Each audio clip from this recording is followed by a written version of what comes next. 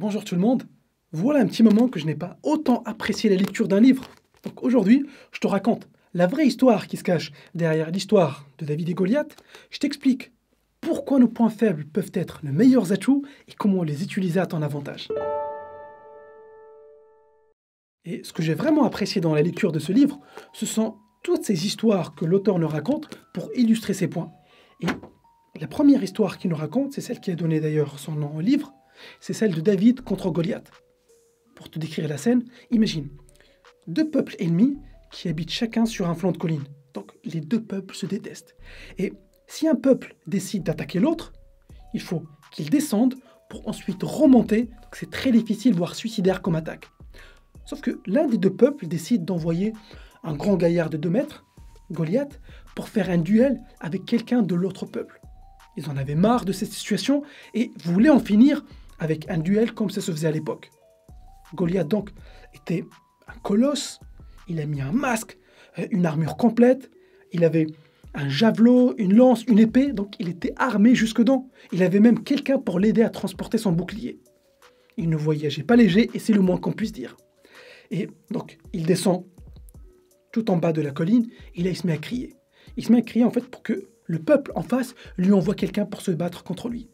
L'idée derrière cette scène, c'était au lieu d'envoyer une armée complète, ils allaient faire juste un seul duel et celui qui gagne réduit l'autre peuple en esclaves. En d'autres termes, il leur disait « Si je gagne, vous devenez nos esclaves et si je perds, on devient vos esclaves. » Forcément, en face, ils avaient peur. Personne ne voulait aller le combattre. Personne ne se sentait capable de combattre un gaillard de 2 mètres armé jusque dents. Sauf que à ce moment-là, un petit berger, David, se propose d'aller le combattre. Il est tout petit, il est tout gringalé. Et le roi de ce peuple, il lui dit « Non, je ne peux pas y aller. » Il voyait très bien qu'il allait se faire tuer. Mais le petit berger insiste et lui dit « J'ai l'habitude d'affronter des lions qui s'attaquent à mes troupeaux, laisse-moi y aller. » Bon, forcément, le roi n'avait pas d'autre choix. Il lui dit « Ok, tu peux y aller. » Ici, on peut déjà tracer le parallèle avec notre vie de tous les jours. Le géant qu'on doit affronter peut être un handicap, une situation financière difficile, un projet ambitieux, un challenge qu'on s'est lancé et qui nous fait peur. On est forcé à faire face à ce géant, mais on se sent tout petit. Peut-être qu'on n'a pas les moyens, ou peut-être qu'on n'a pas la confiance. À ce moment-là, on se pose des questions. On se demande vraiment, est-ce que je l'affronte? Est-ce que j'affronte ce monstre qui me fait peur? Et sur le papier, tout montre qu'on n'a aucune chance. Donc vraiment, la première question, c'est, est-ce qu'on y va quand même? Et la plupart des gens s'arrêtent là. Ils n'essayent même pas. Ils se déclarent vaincus alors qu'ils n'ont même pas tenté leur chance. Ensuite, la vraie question qui peut tout changer, c'est et si je me lance pour l'affronter, est-ce que je suis mon instinct ou est-ce que je suis les règles du jeu? Est-ce que je l'affronte comme ferait la majorité ou est-ce que je fais preuve de créativité? Parce que ce combat est déséquilibré. Le géant est plus imposant physiquement, il est plus armé, donc sur le papier, il a tout pour gagner cette bataille. Et pourtant, c'est l'inverse qui se produit. Parce que David n'a pas joué avec ses règles. Le géant lui demandait de s'approcher et lui disait « Viens que je t'arrache la tête !» Bon, ici je traduis, il n'a pas dit exactement ça comme ça. Goliath s'attendait donc à un corps à corps avec David, un duel qu'il était sûr de gagner grâce à sa force. Mais David a fait preuve de créativité. Il n'a pas joué avec les règles, il a créé ses propres règles. Goliath s'est préparé à un combat classique, il a mis une grosse armure, il avait un casque en métal, il avait même 3 armes super efficaces. Mais David de son côté n'avait ni épée ni armure. Il avait un bâton de berger et une fronde.